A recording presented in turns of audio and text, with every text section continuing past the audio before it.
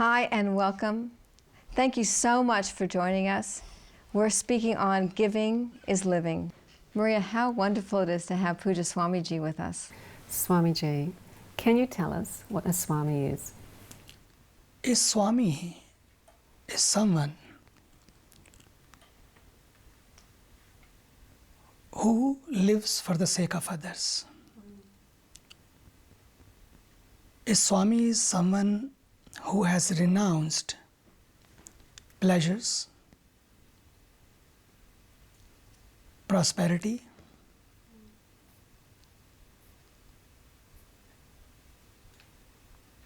and possessions, and dedicated his life or her life to the divine in the service of humanity. Look at my color. The color is given to us. It has a significance. It reminds me the sun who gives us light and life, not to only human beings, but to the living beings. When sun rises in the east, you can see the color. It's the same color. And sets in the west, is the same color. In fact, sun never sets, never rises, always there, always there. We can't see. For us, people who live in the east, they say, sun is now setting in the west, but for them, it's rising. So it's always on. It means no vacation. No vacation for sun. And no discrimination. It's not that I am just going to give light to Australians, not to Indians, or to Americans, or Africans. Or I'm going to light only to Australians who have come 200 years ago. And before that, Aborigines or whoever was living, I'm not going to be there for them. Sun has no discrimination. And amazing thing is, sun has no expectation. Whether you pray to him, I just heard yesterday in the Parliament of the World Religions, there were people from indigenous people. They were sharing their knowledge that we worship the sun, we worship the air, we worship the mother. The concept of selling the mother or buying the mother means piece of the land. It's just like selling the mother. We don't have this concept, they said. It means they worship the sun. Still sun was there. If we early in the morning we get up, we don't fold our hand to sun, oh, we worship you, oh sun. No expectation in minds of the sun. Always on for everybody. That's right, yeah. It means a person who wears this color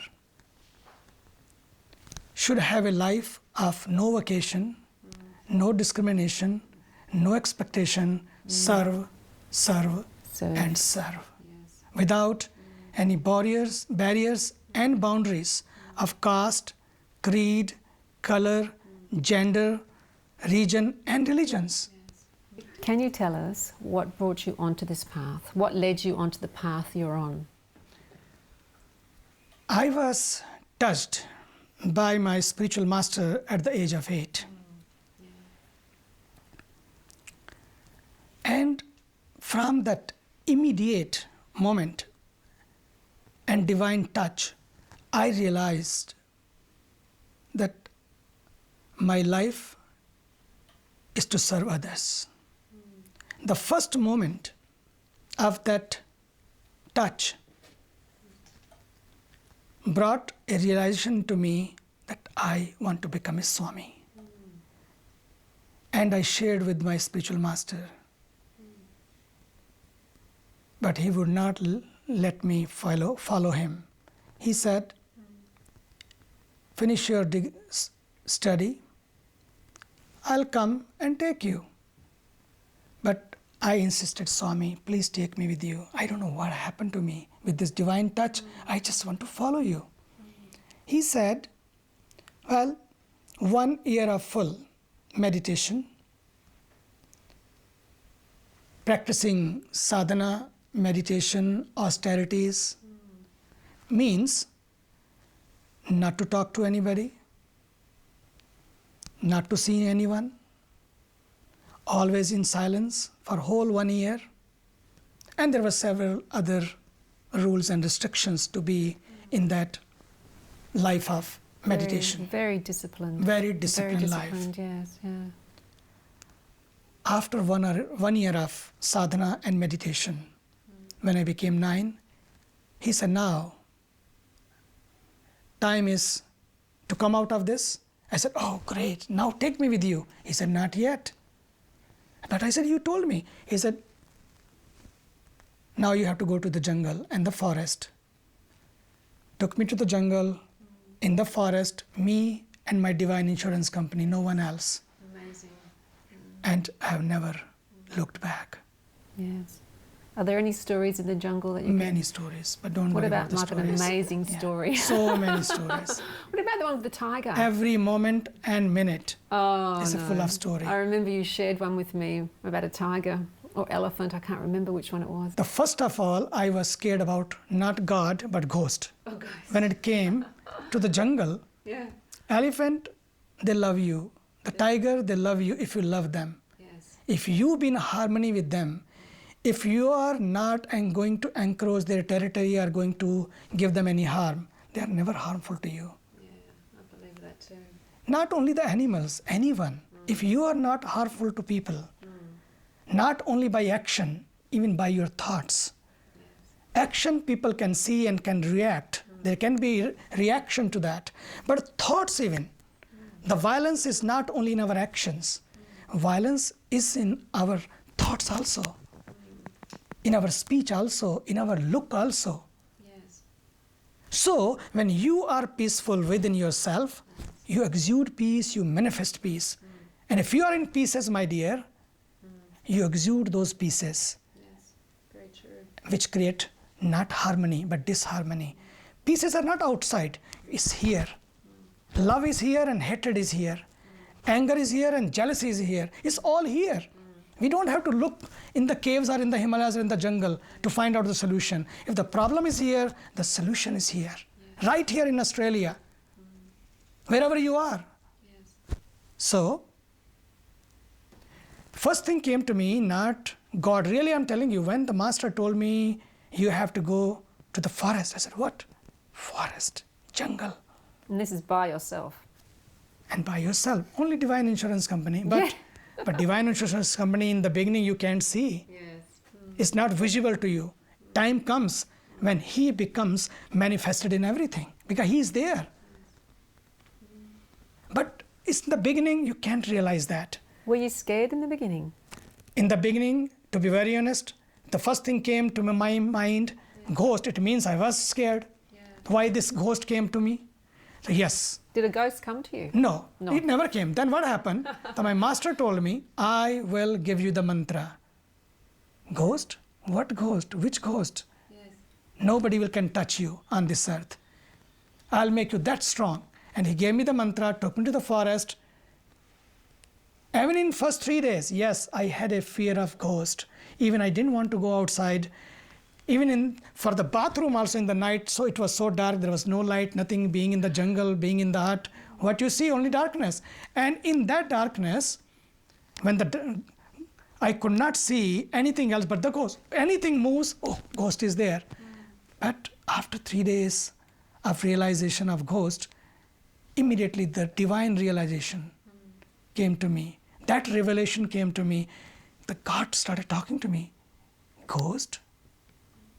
Look at me. I am here. Where is ghost? Look at me and things will change. And the moment that revelation took place, that realization took place, that enlightenment took place in me. Done. No ghost. Not that in the jungle. Even today, my dear, there's no ghost. So you didn't miss your family? No. You didn't miss your family? Never. Never. I think when I told you, then immediate with the divine touch, I became one with the whole world. The world became my family, and that's it. Never missed back and never seen back. Amazing story. You, look at you. You met me first time when it's, oh, same Maria, wonderful Maria, and became my friend. Now she's here. All become my family. It's in your hands, my dear. Whom you want to keep in your family and whom you want to throw even from your immediate family. It's in our hearts. Yes, it is, absolutely. Swamiji, I understand your motto in life is giving is living. Can you tell us more about that? Life is giving. That was the first lesson I was taught. In Hindi, there is a beautiful expression. औरों के लिए जो जीता है, औरों के लिए जो रोता है, औरों के लिए जो हंसता है, उसका हर आंसू रामायण प्रत्येक कर्म ही गीता है. Means, if you are living only for yourself, you are only living. It's just merely you are existing, not living. Existence only is not life, my dear. Giving life to others, giving life to others is life. And sharing, caring is living. That's why to me, if you live for yourself only, it's not living. It's existence. Number two, there are two types of people on this earth. Number one, what for me? And others, not for me. And when you live what for me, that me can never become we. Then me will always be scared, afraid, full of fear, that there will be never fearlessness. Because always me, something happens to me, then what? This happened to me, and something takes my place, my possession, my property, or whatever. People just me, and they finish their life. Life is not me, my dear. Life is from me to we. Include all. Life is inclusive. Life is not exclusive. Unfortunately, we start living exclusive life. There are moments you need exclusiveness. But life in large is inclusiveness. And when you say, not for me, believe me, then you start enjoying the world in a true way. In sharing, you joy life and enjoy life. And in holding and hurting, you can never enjoy. That's true. So live.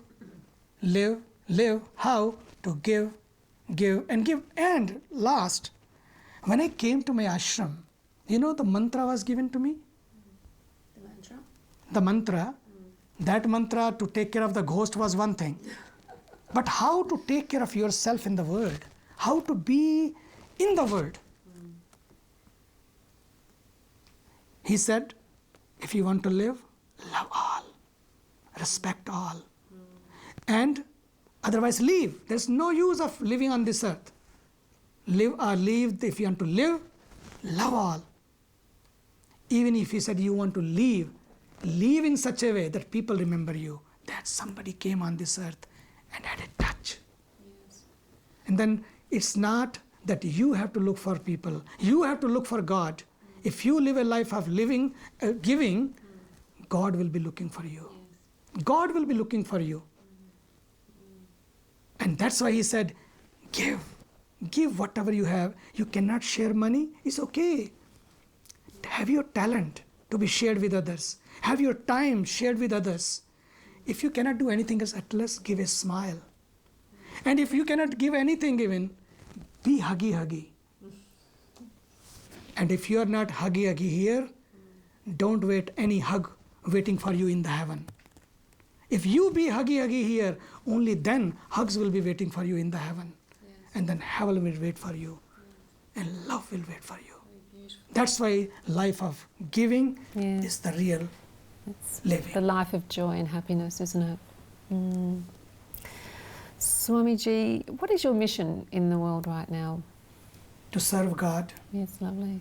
And how has that enriched your life, like in terms of the fulfillment and the joy that you must receive from all the spiritual work that you've done and the amount of people that you've helped, because you have helped a lot of people, whether it be India or Europe or the States, you know, your presence is known, you know, right around the world. First of all, as I said, to serve God, and not to see God, to serve God.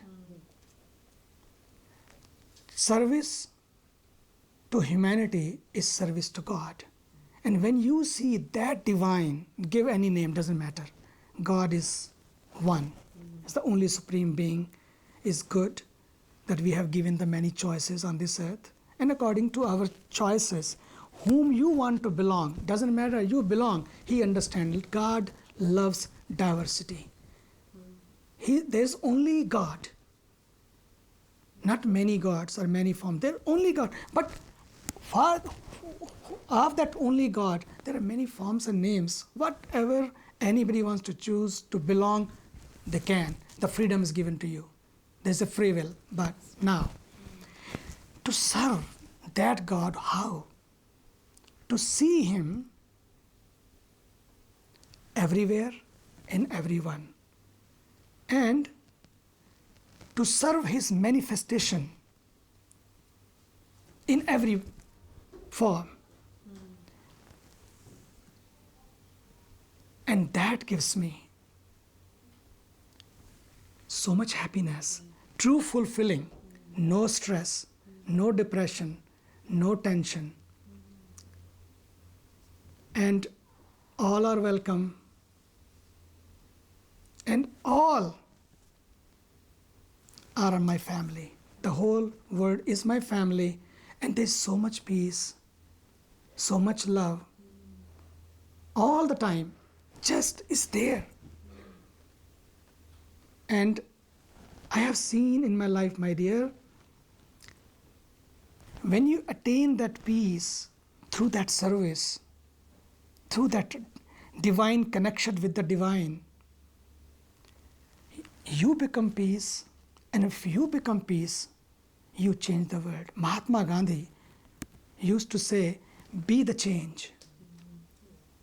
We must be the change we want to see in the world. If we think the others will change, no one changes. Be the change, people will follow. And if you are in peace, you will exude peace, you will manifest peace, you will spread peace. If you are in pieces, what you will share? Only pieces. What you will spread? Only pieces. So that's why life is love, life is harmony, and life is peace. And if you live that harmony, peace will be looking for you, my dear. God bless you. Thank you. Thank you, Swamiji.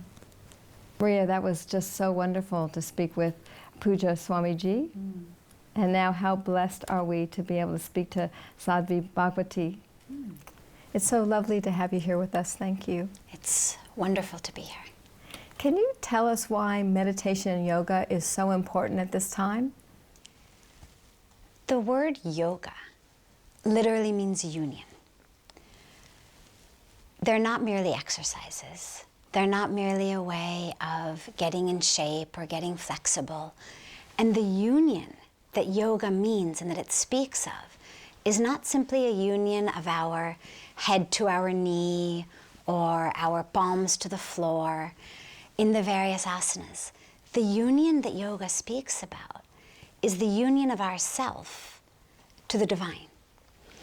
And when we're united with that divine, as Puja Swamiji had said, there's only God. So it's a union with the divine within ourselves, as well as a union with the divine that pervades the universe. So as I practice this science, this art of union, I get in touch with that divinity within. So therefore that place of peace and love and calmness and compassion within, as well as with the divine living within you and the divine living within you and the divine living within everything on the planet.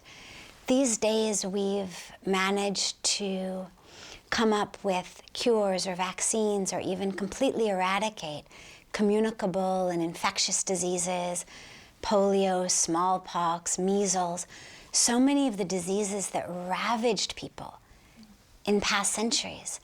And yet, diseases of what we call unknown origin, autoimmune diseases, cancers, that are diseases of a system that has gone against itself.